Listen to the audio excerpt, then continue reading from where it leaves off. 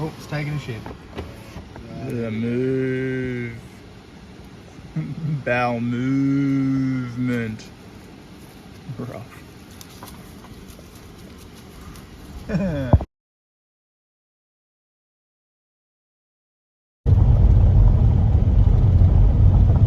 Will we go there this time? We will not. We will just go straight past.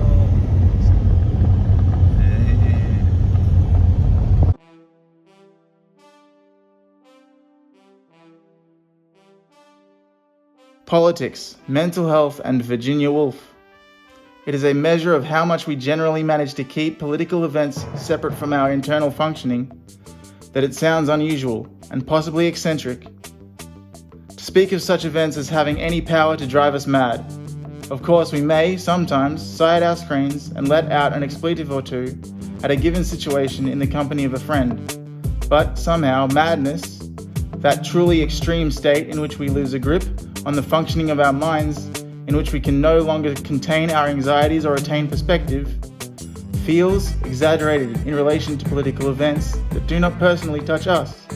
When no bomb is directly falling on us, and no tyrant is explicitly sending us to prison, we associate sanity with not going mad even when the world does appear some miles away from us in its own way to have gone a little mad.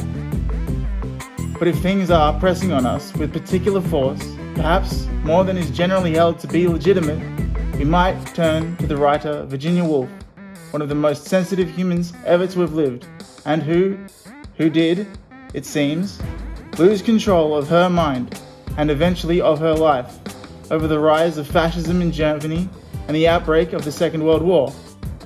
Woolf had not been mentally well for a long time. She had been sexually abused by her half-brothers from the age of 6 until late adolescence. She had lost her mother at the age of 13, her beloved half-sister at 15, and her father at 22. It is no wonder that the world did not feel quite safe, that she was often terrified, that she internalized what was done to her by imagining herself a terrible person, and that she had great difficulty trusting that anyone could be kind, reliable, or properly on her side. At the same time, her challenges gave her an enormous appetite for beauty, for gentleness, for friendship, for literature, and for compassion and sympathy. She held on extra tightly to what felt good outside to make up for all that was frightening and hurt inside. It is this faith that Hitler, a stranger living far away in another land, destroyed for Virginia Woolf. His aggression, his hate-filled and untruthful speeches, his control over the minds of Germans wore away at Woolf's trust in everything. He seemed to paint the world black and remove the hope that she had already found in short supply.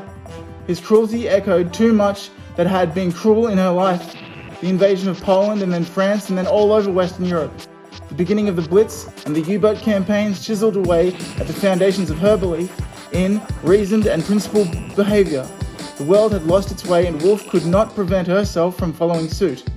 She tried very hard to stop the fears, the voices, the anger and distress, but despite the love of her husband, the safeguards gradually fell away. On March 28, 1941, following a particularly sensitive and senseless and destructive German air raid on London, she filled her coat pockets with stones and walked into the River Ouse near her home in Rodmell, Sussex. Her body was found 3 weeks later. Before drowning, she left a letter to her husband. I feel certain I am going mad. I feel we can't go through another of those terrible times, and I shan't recover from this. I begin to hear voices and I can't concentrate. So I am doing what seems the best thing to do. You have given me the greatest possible happiness. I don't think two people could have been happier till this terrible disease came. I can't fight any longer. Everything is gone from me but the certainty of your goodness. It seems peculiar to think of Virginia Woolf as one of the victims of Nazism. After all, none of Hitler's furious speeches targeted her. No Luftwaffe raid gunned for her, and yet, in a sense, the atmosphere of mayhem and unbounded violence generated by Hitler and his gang were to blame for unbalancing the fragile mind of possibly the greatest writer of the 20th century, living in a quiet English village far from any bomb or concentration camp. Woolf's case stands as a warning. and a reminder of susceptibility for those of us who are not wholly steady inside, whose minds have been placed under enormous stress by early losses and abuses. What happens in the political realm is not as distinct from us as it might be and may prove especially charged and especially dangerous. The hateful voices and motives we see far away can't help but evoke those we have known too well from our vicinity and that we have fought for many years to keep at bay. We may have a special need, more than we realize, for the world to show evidence of solidity and goodness to counterbalance the violations of the past.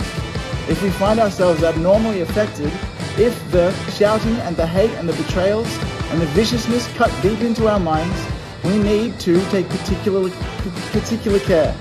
We may need to fight with extra courage and assiduously enlist the love of all who care about us, to remain on the side of hope, to ensure that all that is unkind outside of us is never allowed to achieve a victory over the wisdom and goodness that endure within us.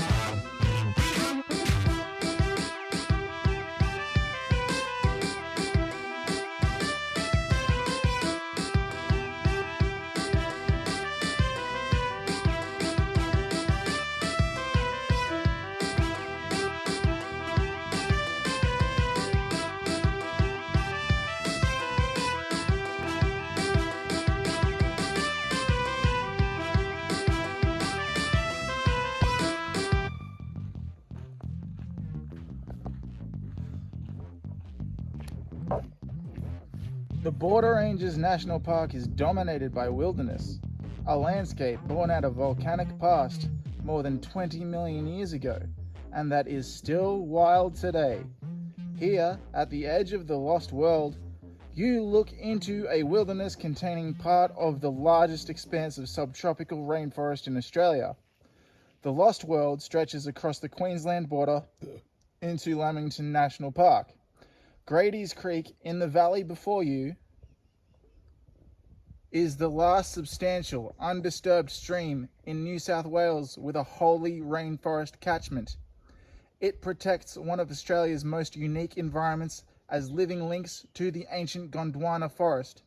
These rainforests contain species which do not occur anywhere else in the world. Albert's lyrebird, marbled frogmouth, and the endangered pouched frog all occur here. One of Australia's rarest birds and our smallest parrot, the Coxswain's fig parrot, may be found in these forests. These lands lie within the traditional country of the Githabul Aboriginal people. The land, water, plants, and animals within this landscape are central to their spirituality and identity. Today we acknowledge the continuing connection through recognition of their native title rights.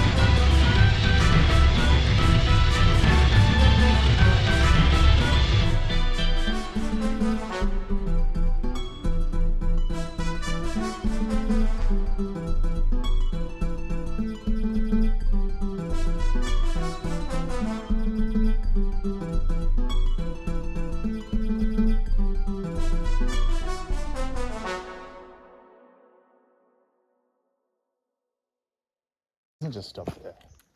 It does keep going. We're off to find the edge. Cool sort of fungus, isn't it? Bright orange. Bet it tastes like hospital.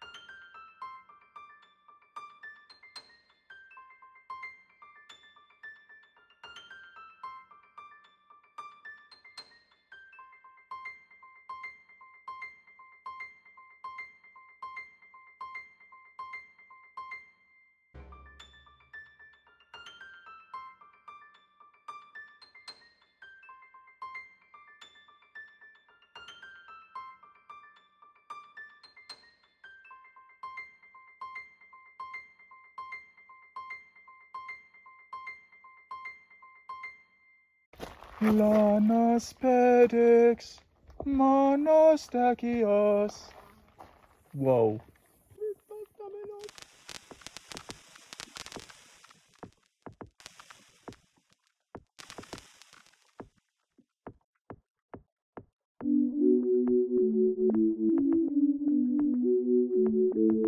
Oh, you can eat them as well. Here's some.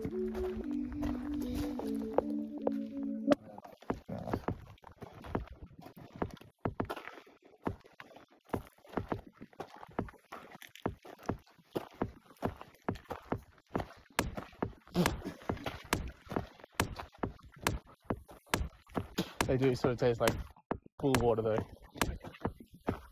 Yeah, it's probably not a good idea.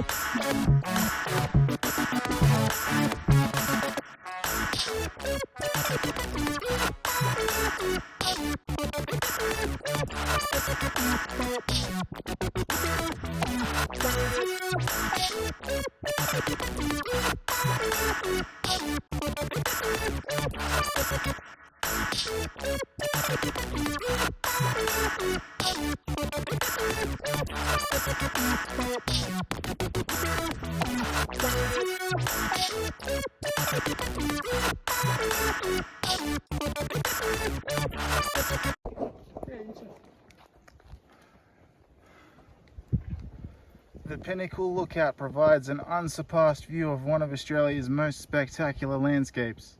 The Tweed Caldera is over 1,000 metres deep and 40 kilometres wide and is recognisable as a landscape of national significance. It is one of the largest and best preserved erosion calderas in the world. The term caldera is used to describe a cauldron, like volcanic crater. 24 million years ago, the Tweed volcano began to grow and erupt as the continent moved slowly northwards over a hotspot in the Earth's mantle.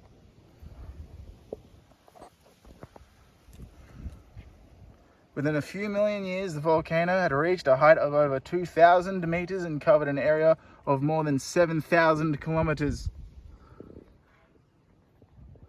It would change this region forever, even changing the weather. Following the extinction of the Tweed volcano, the slow but steady process of erosion has created the present landscape. Yeah, that's all it is. The hotspot still resonates today. Much of the lush green forest that you see from the Pinnacle has been inscribed on the World Heritage List. The listing is the highest possible recognition of the region's spectacular landscapes and rich diversity of plants and animals. The property also reflects a legacy of land use and ongoing custodianship by Aboriginal traditional owners.